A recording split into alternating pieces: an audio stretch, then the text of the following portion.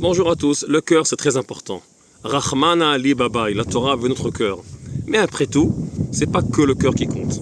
Dans notre paracha, il y a le Mekoshesh, celui qui récolte le champ. Dans la Gemara, on dit qu'il a récolté le champ, c'est ce qui se passe dans la paracha, et à la fin le Hashabat, et à cause de ça il devait mourir. Dans la Gemara Baba Batra, dans le Tosfot, nous enseigne qu'il avait une bonne intention.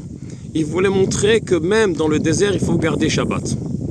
Et on demande, le Maharsha, il nous demande, en fait c'est un travail qui n'a pas besoin pour lui-même. En hébreu, melacha she'en tzarich legoufa. Si tu creuses quelque chose pour le sable, tu as besoin du sable, alors tu n'as pas besoin de ce que tu as creusé en fait. Et à Shabbat, on n'a pas besoin, de la Torah, on n'est pas puni sur ça. Là aussi, il voulait faire un travail pour montrer quelque chose d'éducatif, mais il ne voulait pas vraiment récolter ce champ. Et la réponse, une des réponses, c'est ce qui compte, c'est pas le cœur, c'est ce que tu as fait.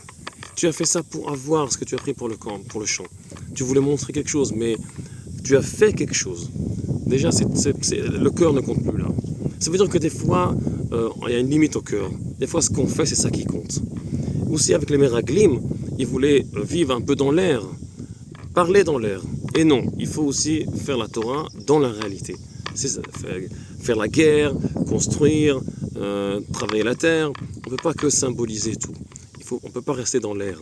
Alors c'est toujours le même principe chez le Mekoshesh, c'est lui qui a récolté, qui a pris les fruits de la terre, et le Meraglim. Les deux, ils voulaient montrer, ce qui se passe avec les deux, c'est qu'on nous montre que ce n'est pas le cœur qui compte, c'est le cœur et le maasé.